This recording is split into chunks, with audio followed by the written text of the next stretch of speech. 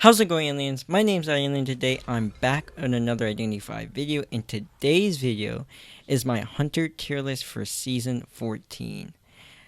My last tier list was about 5 months ago, I believe, and I did not do a single tier list in Season 13, so it's definitely time for an update. Let's get right into the video. It's been so long since I've done a commentary video, it feels really weird, so if I make mistakes, sorry. Before I get into how the tier list works, I do want to plug my Discord server. The link will be in the pinned comment below, as well as in the description below. We are over 4,000 members. If you want to join, you can go click the link and join the server today. Okay, let's explain how the tier list works. There are 5 tiers: C tier, B tier, A minus tier, A plus tier, and S tier. S tier is the best tier, C tier is the worst. C tier are hunters that are just basically unviable. At most tiers, except for obviously every single hunter is viable in low tiers. But once you get to mid to high tiers, these hunters are practically unviable. They're just really not strong. B tier are hunters that are strong in rank and that can be played in rank. All the way up to high tier, if you get really good with them, you can technically play them. Your win rate may not be amazing, it may be hovering around 40 to 50%, but you can still rank up with these hunters if you master them. A minus tier hunters are hunters that are just good enough to play in tournaments, but only when they are really mastered. So these are niche tournament hunters. When you master them, you can use them, but they are not the most popular picks you will see.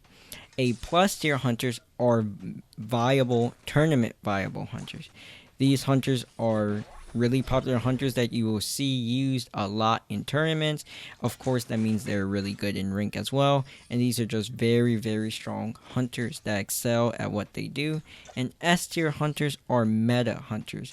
These are simply the best hunters in the entire game. And I've said hunters 100 times now. But these are the best characters in the entire game. They are the most banned characters in rank. They're the most banned characters in tournament. They have the highest usage rate in tournament, the highest win rate, etc. These are the best hunters in the game. So let's start off at C tier. Also, I am going to try and make this video shorter than usual, so it's not going to an hour, but let's just see how I do with that. So in C tier, the worst hunter in the game, and really has been the worst hunter in the game for ever now, is Ember. Ember is C tier because he simply has no chase. His chase is just too weak early game, so that it's very possible for a good kiter to 5 cipher kite him. Ember has very strong camp, but the issue is he never gets to use this camping ability because in high tiers against good survivors, they will never die to a Ember in the first place. So that has always really been Ember's issue. The devs have buffed his camping. They've even buffed his chase a little bit by giving him half a soul at the start of the game. But half a Ember I should say, at the start of the game.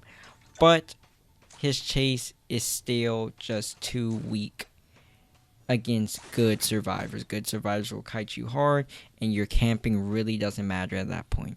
So that's why Ember is still the weakest hunter in the game, and he is C tier. The next hunter in C tier is Gamekeeper. Gamekeeper is not a terrible hunter in anything. His chase is not terrible, his camp's not terrible. He doesn't really have much map control, and he doesn't have any cipher control that really hurts him, because in this meta where, the decoding is just getting faster and faster, when you don't have map control or cipher control, it really is a weakness. It's a big weakness, but it doesn't kill you. There are hunters that are viable without much map control because they very much excel in what they do. The issue with Gamekeeper is, while he has no map control, he doesn't excel at what he does. So he doesn't excel at chase, he doesn't excel at camping. His chase is very counterable once you get to high tiers. Once you become a good survivor, it's pretty easy to kite a Gamekeeper. And many survivors counter him, such as Perfumer and Magician. And even the survivors that don't counter him, like Priestess, if you're a good Priestess, you're still not dying to a Gamekeeper. On top of that, his chase is also not spectacular. The only thing he has for his chase is to try and Terror Shock you with the hook. And that's just too inconsistent, where good rescuers will never get Terror Shocked by a hook. Where most top tier Gamekeepers don't even rely on that. Most top tier Gamekeepers just take the 1.5 damage from the hook and the hit, and that's how they do their camp, instead of risking everything in a Terror Shock hook, which good rescuers won't fall for.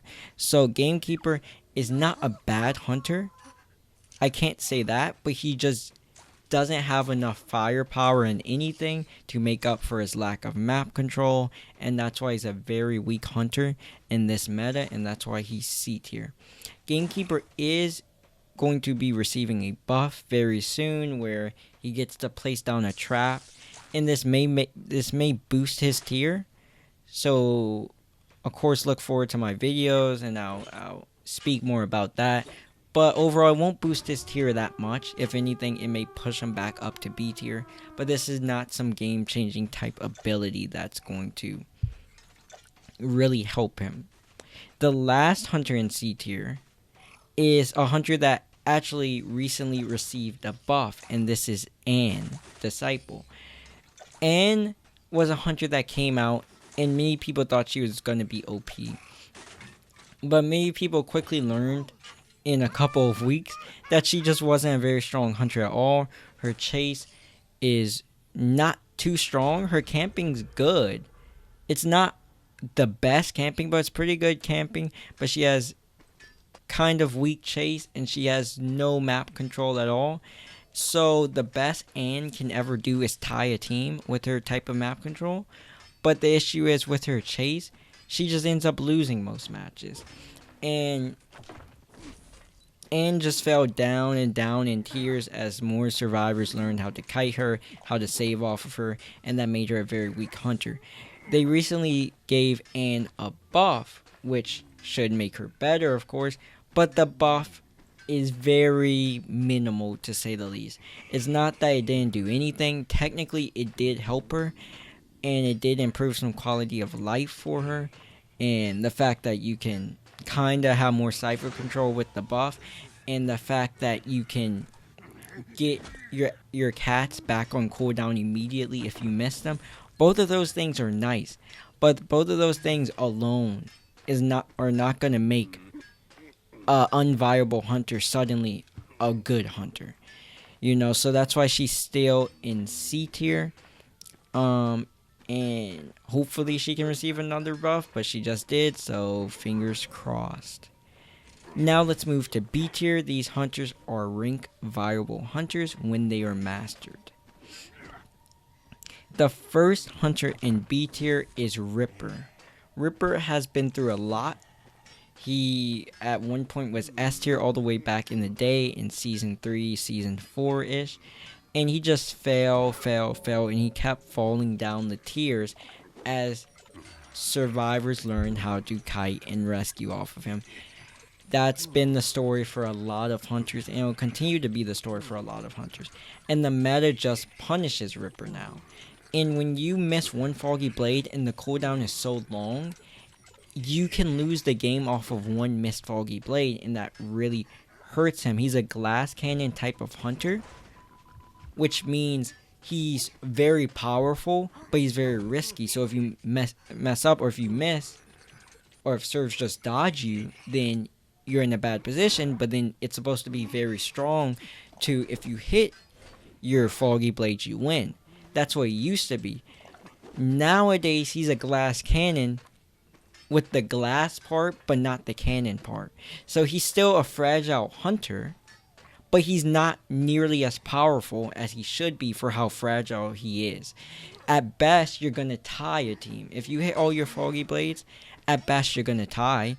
And if serves just dodge them, or they transition kite you so you don't even get a chance to use them, or you just flat out miss them, then you just lost the game. And Ripper also has no map control or cipher control, which hurts him in this meta. So Ripper is really at the edge of B tier. You never see Rippers anymore in tournaments for a reason.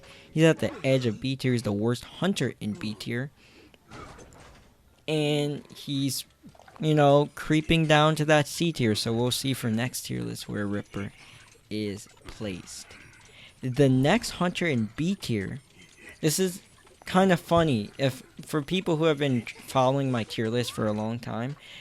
The next hunter in B tier is actually Evil Reptilian.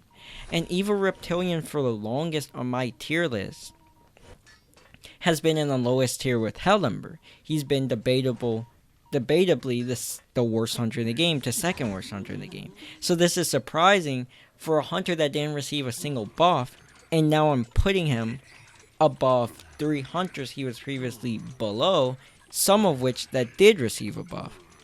And Ripper also is receiving a slight adjustment next season. But every season, I constantly look at the meta. I don't just take my last tier list, copy paste it, and then any buffs or nerfs, I move them. I always look at the tier list with new eyes when I do this. And when I look at Evil Reptilian, I'm disappointed in myself that I've been putting Evil Reptilian at C tier for so long. Because to be honest, he was never C tier and he still isn't C tier. Evil Reptilian, when he's mastered, and especially PC Lizards. PC Lizards are probably A- tier, but overall mobile and PC, when you master this hunter, he actually has a really strong chase and pretty good camping and even decent map control. He's a jack of all trades type of hunter, and his chase, his camp, his map control, they all get stronger as you get better with him. He takes a lot of skill for sure. He's one of the most skillful chase hunters you can play in this game. Learning how to jump and to stomp correctly at the right time, that takes a lot of skill. And knowing all the jump spots, that takes a lot of knowledge. But when you face a pro Evil Reptilian, he is a scary hunter to face, and he's for sure B tier. He's for sure better than Ember, Gamekeeper, and Ripper. And Evil Reptilian, I'm happy to say I moved him up to B tier, and he is a pretty underrated hunter that's strong.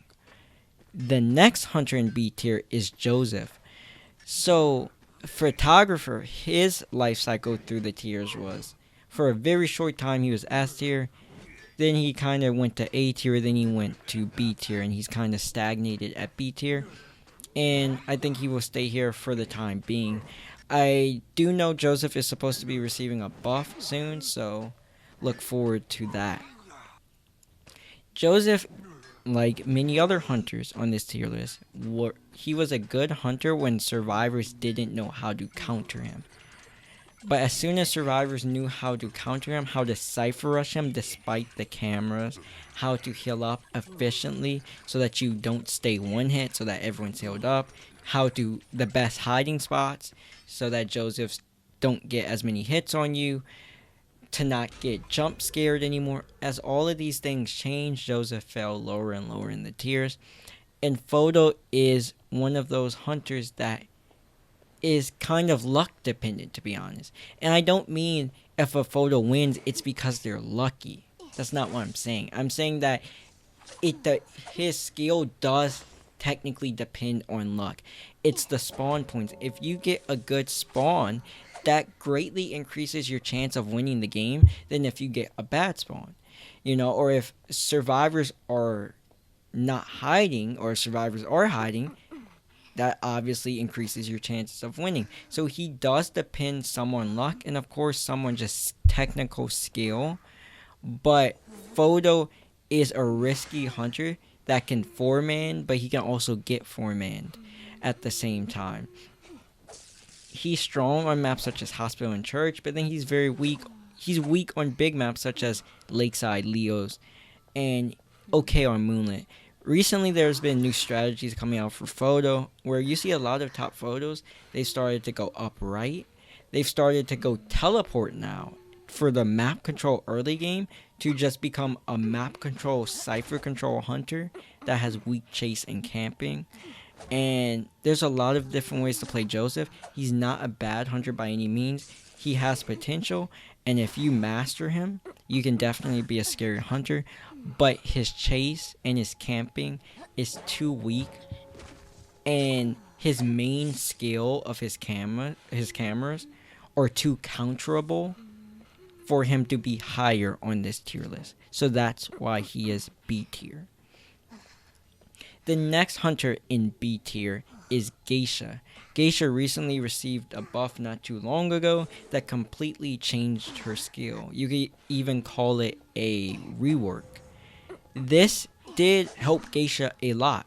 And I do mean this really made Geisha a better hunter, and I do commend the developers for doing so. However, Geisha is never going to be one of those A tier hunters again. She used to be when she first came out, but she very quickly fell as survivors learned how to counter her. The biggest thing the buff did was it added more consistency in her chase. Now, it's more about the skill of the Geisha rather than if the survivors know how to kite Geisha. And this is very healthy for this game, that Geisha mains can feel more in control of their game than before. The issue with Geisha that has always been and is still not fixed is one, her map control is just too weak. I've said this a lot. Map control is very important and hers is weak. And because of this, she can only tie in most circumstances. She's a tie farm. Another issue with Geisha is her second skill, Soul Departure, is still basically useless. And they did not change this. I do not know why. This still needs to be reworked or buffed. Soul Departure is useless. It's only useful in low tiers. I know a lot of people are probably typing, oh, but you can use it when you're camping to get a double hit.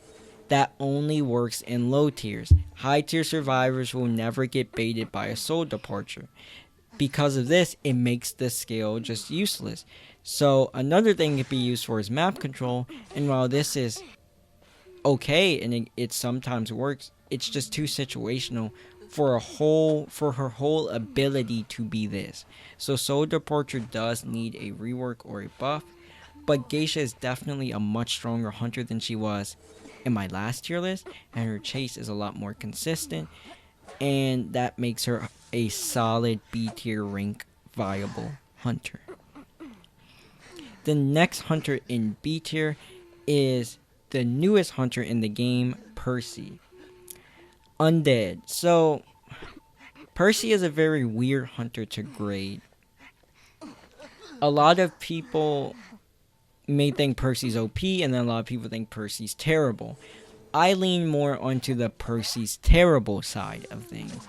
Percy can seem strong in low tiers. He has that low tier effect that some hunters do, where they seem really OP in low tiers, and then when you get to high tiers, they're basically a free win.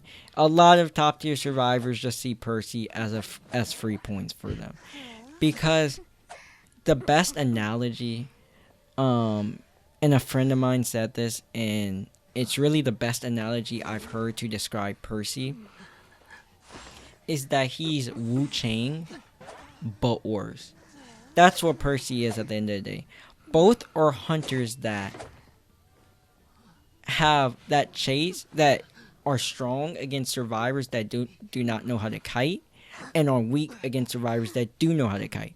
Both of them, once they get presence, become very strong, and they have broken abilities, but against good survivors, they will never even get the chance to use these broken abilities to good use, because they're going to get kited. Both of them have good map control. Both of them bring something different to the game that can give them a bit of cipher control. But Percy is just Wu Chang, but worse. Wu Chang is very good in rank. Percy's decent in rank. But Wu Chang's not very good in tournament. Percy's not good in tournament, because against coordinated teams, especially in VC, it makes these hunters a lot weaker. So Percy's biggest issue is that his chase is not strong enough early game. He can get tight kited, And then he can get Cypher Rush. On top of that, the dumb parts that Percy has is how a survivor can just crawl the gate, they can crawl the dungeon, and cheese you out of a win. And overall, he's an okay hunter. He can be strong in certain instances. He can be very weak in other instances, but he's just Wu Chang, but worse. The last hunter in B tier is Clown. So Smiley Face was a hunter when he first came out. He was S tier, but that's a long time ago. For the last, year, under a year, he's been around a B tier hunter. Clown is strong because his chase is pretty decent. He takes a lot of skill, but once you master him, his chase is pretty decent. He has good map control. He has really good in-game with his modified drill. He can keep survivors down on the ground forever, and that gives him a lot of time to get things done in the game without Cypher Rush. So he helps stop Cypher Rush. He has good map control. He has decent chase. He has decent camp. He's a good hunter. Clown's biggest issue is he gets countered by everything. There are so many counters in this game to Clown. I cannot name all of them because I just don't remember all of them. It's too much. But just for example, Magician, Perfumer, Seer, Priestess, Mechanic, Enchantress, Prospector, Painter, Entomologist, Coordinator. That's just 10 counters right there, and I really do believe there's more that I'm forgetting. I always forget them, but that's just 10 counters to Clown right there. And even worse than survivors that counter him, the entire game counters him. The maps counter him.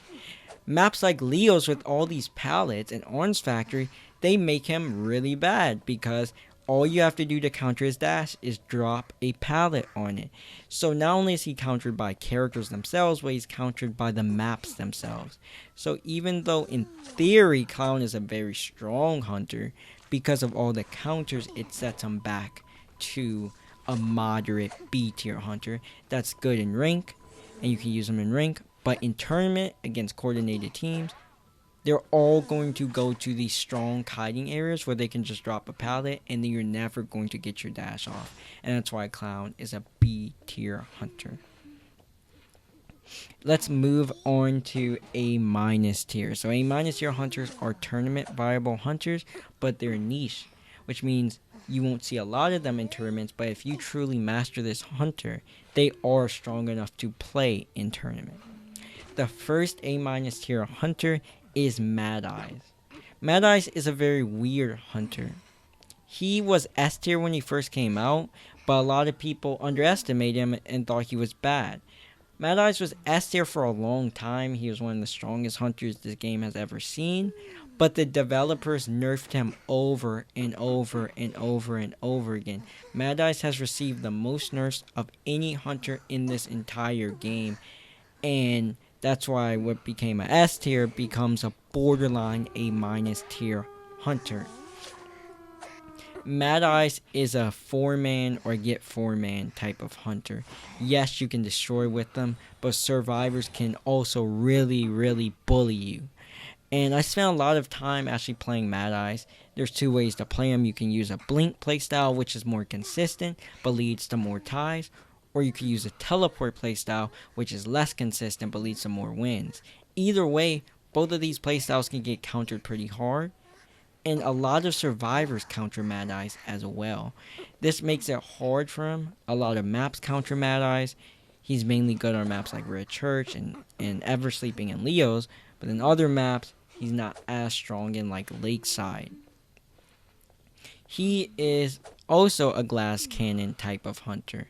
He is very fragile, but he's actually really, really strong when he's mastered. And when you start getting presence, he becomes one of the best hunters in the game.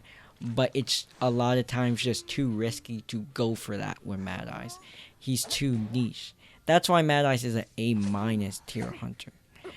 Just to speak about the nerfs he received a little bit, he received nerfs all through his life cycle, but even today that he's an A- tier hunter, the devs have still nerfed him indirectly. So, a few seasons ago, he got shadow nerfs. So these are basically nerfs that the developers do not put in the patch notes, but they change about the game. But even more recently, when you look at some of the changes to this game, it also indirectly nerfed Mad Eyes. One of the biggest changes recently has been that when you get calibration, you can always get off of the calibration without basically being stunned for 1 second. This really hurts Teleport Mad Eyes, because what would happen before when you're playing Teleport Mad Eyes is if you're decoding and you get that calibration and then Mad Eyes starts, looking at you, you try to get off, you're going to be stunned for a second, and then he can get a free wall hit on you. Now that that's gone, as soon as Mad Eye starts looking at you, you're just going to get off the cipher, calibration or not.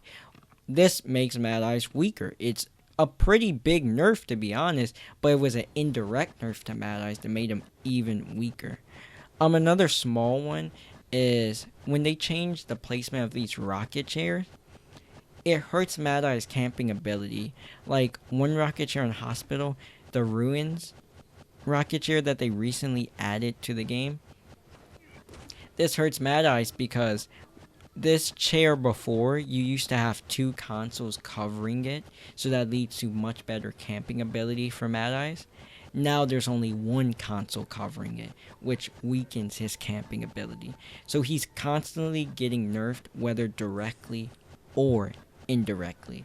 But overall, he's an underrated hunter and a strong hunter, but he is a minus tier for a reason.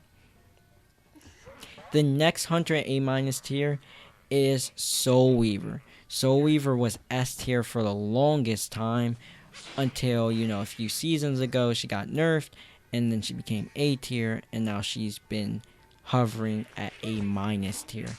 Soul Weaver's chase is very strong. Her camping is pretty good, and she does not have much map control at all. So this makes her a tie hunter. She's one of the best tie farms in this entire game. Her and Bloody Queen are probably the 2 best tie farms in the entire game. But similar to Bloody Queen, she has very little win potential. And that's the whole issue with Soul Weaver. So if you need a tie, Soul Weaver can definitely get you that with her chase. But just know the chances of you winning with Soul Weaver can be pretty low. So that's why she's an A minus tier. So in tournaments, if you need a tie, you can definitely see a good Soul Weaver bring her out and get that tie and win a tournament. But if it's ever a position where you need to win a game, you don't want to bring out Soul Weaver because your chances are very low. So that's why she's an A minus tier. The next hunter at A minus tier is Wu Chang. Wu Chang is a hunter that low tiers will probably see as S tier, and high tiers will more see him around this tier. It's because when Wu Chang faces survivors that don't know how to kite him, which feed him presence, he becomes insane because he has the best map control in the entire game, and at full presence he has very strong chase and very strong camping ability. So when he's fully fed, he's a monster. The issue with Wu Chang is high tier survivors know how to kite him. In early game, Wu Chang has nothing to help his chase. Nothing at all. So because of this, he gets kited pretty hard, and the best you can usually do is tie a game with Wu Chang in those circumstances. So he's not a weak hunter. He is a strong hunter, but it really depends on the type of survivors you're facing.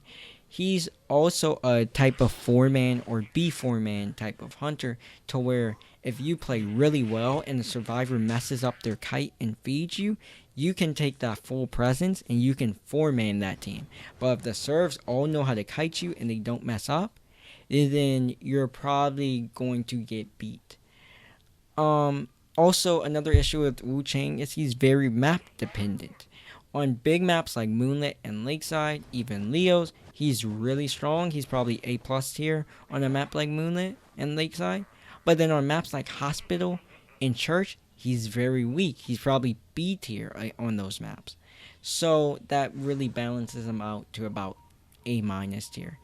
You do see some Wu Changs used in professional tournaments, but this is only in third round. It's only on maps like Moonlit, and it's usually when they need to win, so they risk it. So he's a tournament viable hunter, yes, but he's niche because he's not consistent enough. The last hunter in A- tier is Feaster. Feaster is a very interesting hunter, and he's also an underrated hunter, like many others in A- tier. I think most A- tier hunters are underrated, probably for the exception of Wu Chang. But Feaster's pretty underrated because he has good chase. He has really strong camping ability. Doesn't have much map control, but a little bit of cipher control. But he's overall a strong hunter. And he can win games, he can tie games, and if you get kited, he will lose games. He's just a good, all-around, balanced hunter. He's one of the more balanced hunters in this entire game, and he has been for a long time. The downside to Feaster is that his chase is counterable. So when you put the tentacles, a survivor can easily dodge them by just circling around the tentacle or by dismantling the tentacle. Because his chase is so counterable, that's what puts him at A- tier instead of being a meta type hunter at A+ tier. But overall, Feaster, when you play him correctly, you use the tentacles more to lead survivors into bad kiting areas and to force them to give you free hits, rather than trying to use the tentacle to get a hit off of them. So it makes him an overall pretty strong, balanced hunter. He's a good hunter. If you play him, you will have success in rank, a lot of success in rank, and you can even play him in tournament, and you will have pretty good success with Feaster as well.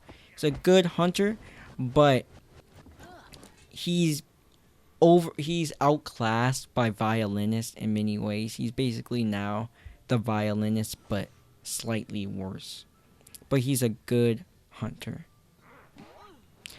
Next, let's move to A+ tier. A+ tier hunters are tournament viable hunters. These are really strong hunters that are more than good enough for all ranked tiers and that are good enough for tournaments.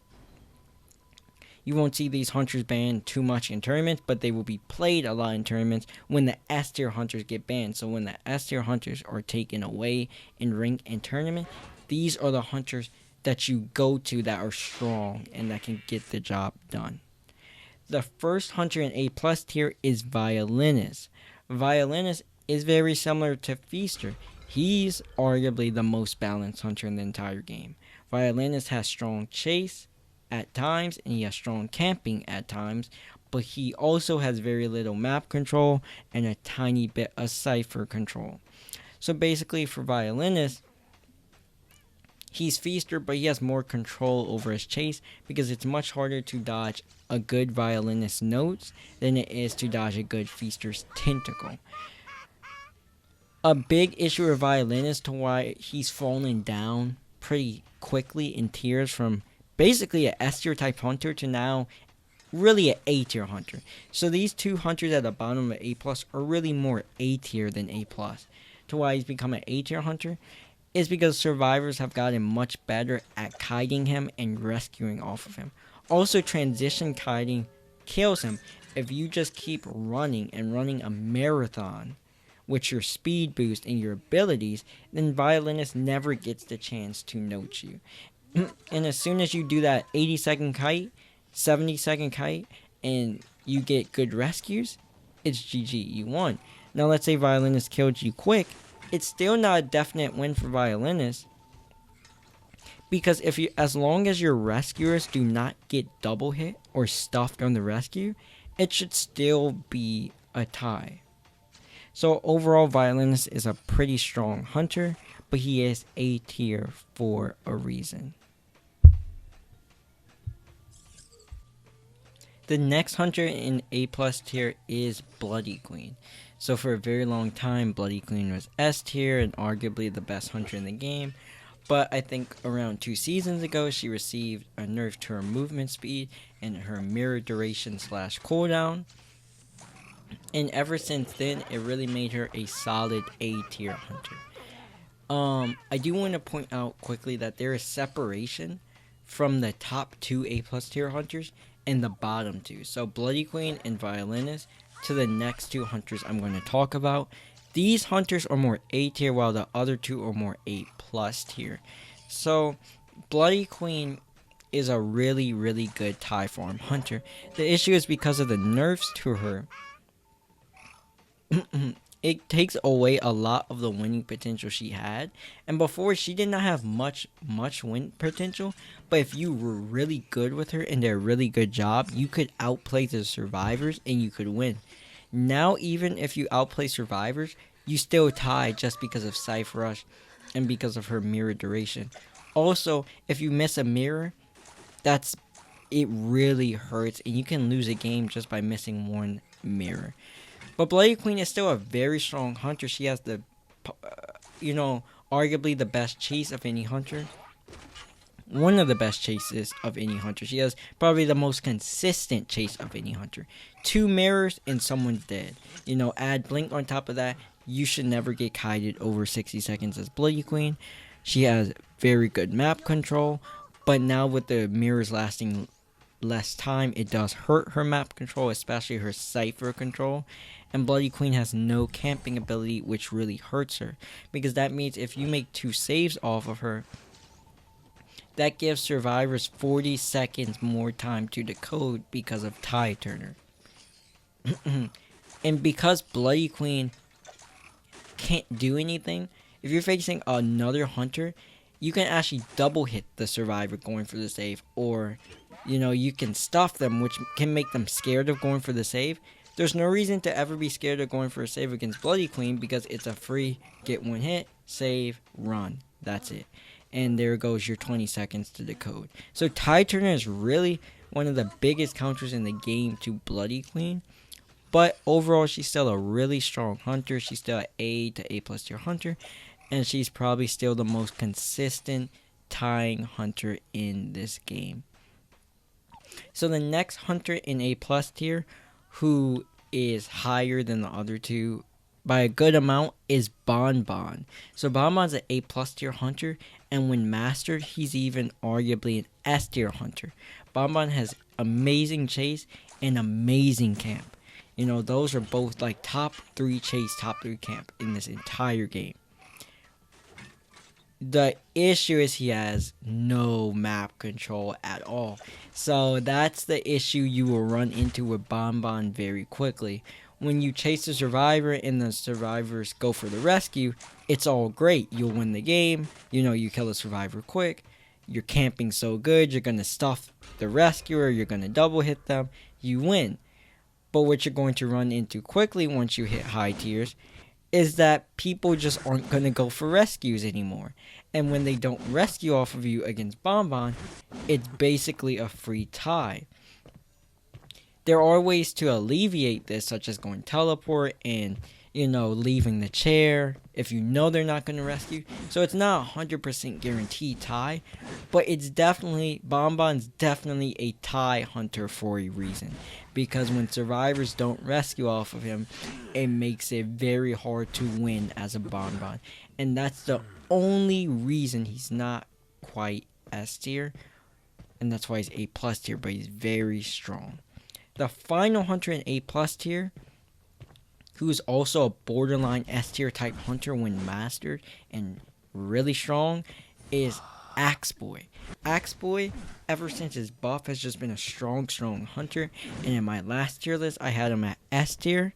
And in this one, I have him a little bit below at A plus tier. But I still feel that when Axeboy's at his best, he's an S tier hunter in terms of power. His power, he's just a really strong. His chase is really strong. His camp's really strong. And he actually has really good map control on top of that. He has everything you need in a hunter. And that's why Axeboy is such an attractive option if you're looking for a strong hunter to play. But as every hunter has their weakness, Axeboy does too. And Axeboy's weakness is that he's not very consistent. His fireballs are still very dodgeable. Once you meet good survivors that know how to dodge fireballs, they can dodge them pretty consistently. And on top of that, it's pretty random. Sometimes you may not get the best fireball spawns, and just because of that, a survivor can kite you. His camping is pretty counterable, because if a survivor knows how to rescue off the Axeboy, they can make pretty clean saves off of him.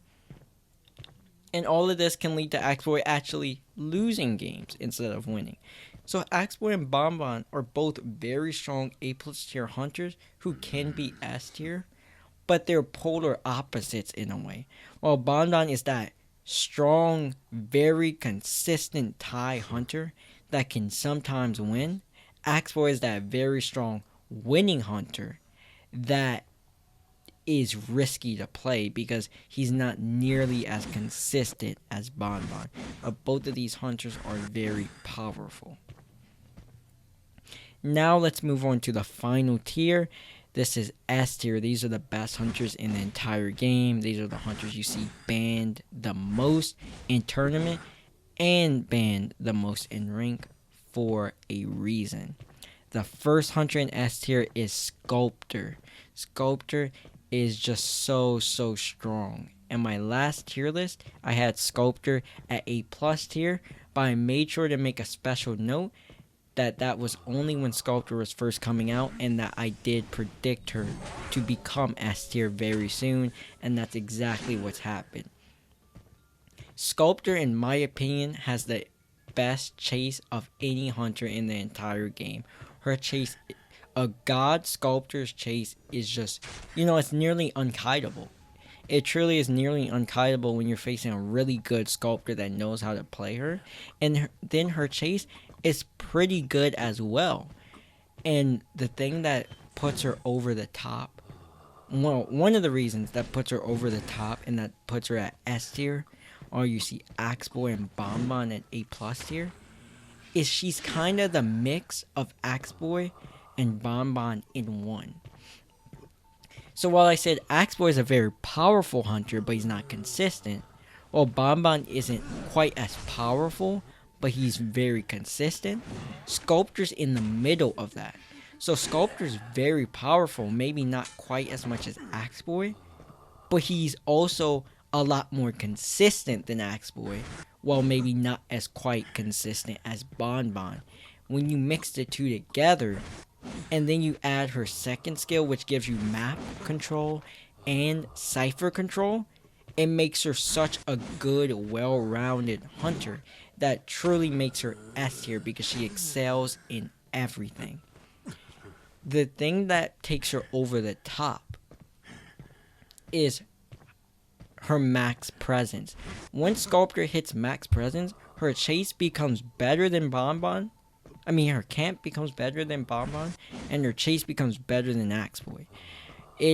It's the strongest chase in the game, if it wasn't already, and it now becomes the strongest camp in the game, because Sculptor at max presence is very dangerous, and she's unkiteable. On top of that, it makes her second skill a lot more useful, because when you second skill at max presence, it basically guarantees you free hits on the survivor now, because you can easily hit them with the statues. Before I get into the final hunter in S tier, I just want to kind of explain a little bit about how this game works, like the insides of this game and how hunters win or lose. If a hunter has strong chase, the chase of a hunter puts them in a position to tie. That's when you see hunters like Spider, Bloody Queen, Bonbon, they all have strong chase. So that puts you in the position to tie. Well, if you don't have strong chase like Ember, or Wu Chang, or Percy, now you can actually lose because you can get kited to lose. But these hunters with strong chase will never get kited to lose. They will only get kited to tie. But chase alone will never win you a game because of how Cypher Rush is. What either wins you the game is your camping or your map control, or one special thing that I will get into. So your camping can be like Bonbon, and that's what wins him games. But the issue when camping is what wins you the game is because survivors just don't save and now they can tie. And that's why while camping wins bonbon games, it doesn't do it very consistently because survivors just won't rescue and now you tie. While map control can also win you the game, but the issue with map control is you can be Wu-Chang all around the map, but if you still can't get kills, then you're still going to tie at the end of the day. And because of hunters like Bloody Queen, she has good map control, but when your camping lacks, even with good map control, 2 tie turners give survivors 40 seconds to decode. So that's really how you win and tie and lose games as hunter. The last special thing that wins a hunter a game, and this is what Sculptor possesses, it's the ability to snowball a game. Both of these S tier hunters possess this.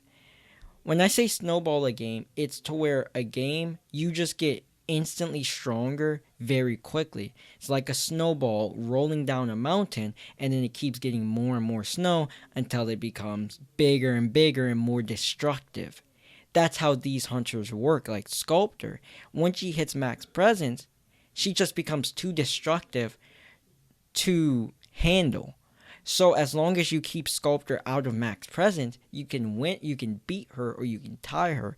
But if you let her get to max presence too quickly, now it's a guaranteed loss. And what this other S tier hunter possesses is the same ability.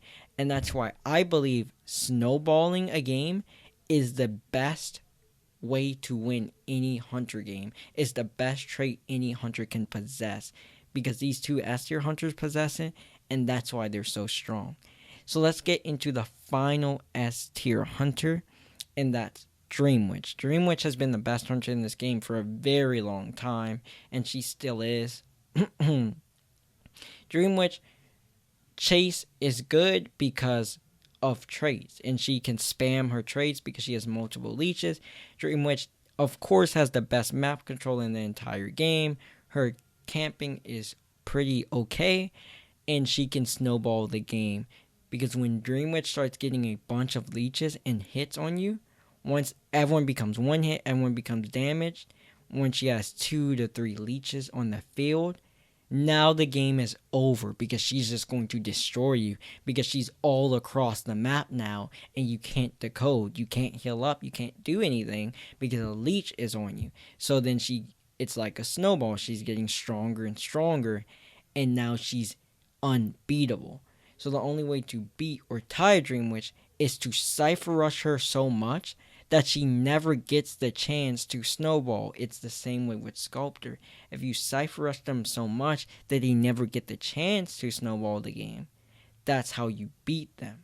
But if you mess that up and you give them that chance, the game's over and you're going to lose.